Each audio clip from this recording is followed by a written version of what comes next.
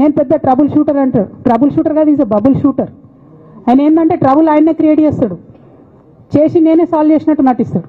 నేను latest example చెప్తా పట్టురు. నేను మొన్న దాసోజు శ్రవణ్ అన్న ఎలక్షన్ ఎమ్మెల్సీ ఎన్నికలలో బీఆర్ఎస్ పార్టీ డిసైడెడ్ ఒకటే క్యాండిడేట్ని పెడదామని.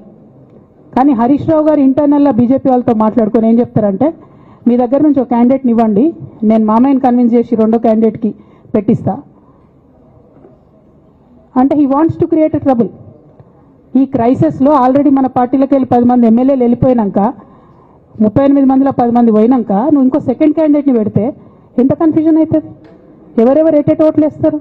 అంటే హార్స్ ట్రేడింగ్కి ఈయన ట్రబుల్ షూటర్ గారు ట్రబుల్ని ఓపెన్ చేస్తారు అన్నట్టు. నాకెందుకో లక్కీగా ఒక బీజేపీ ఎమ్మెల్యే గారు ఫోన్ చేసి, అక్క మరి పెద్దసారి పర్మిషన్ ఉందా హరీష్ అని ఇట్లా అంటున్నారంటే, నేను డైరెక్ట్గా పెద్దసారికే ఫోన్ చేసి నాన్న మరి ఇట్లా అంటున్నారు, మనం సెకండ్ క్యాండిడేట్కి పర్మిషన్ ఇస్తారంటే, nothing doing, only Shravan will get elected, ఎవరు చెప్పారు మీకు అన్నారు.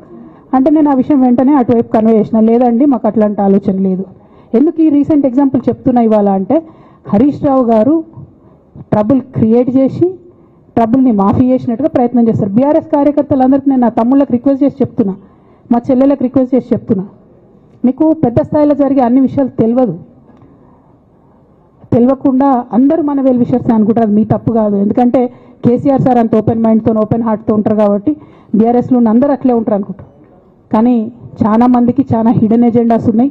ఒక పక్క కాంగ్రెస్తో కలిసి ఉన్నారు, ఇంకో పక్క బీజేపీతో మాట్లాడుతున్నారు, ఎటు ఎవరితోనో అవసరమైతే అటు మాట్లాడుతున్నారు.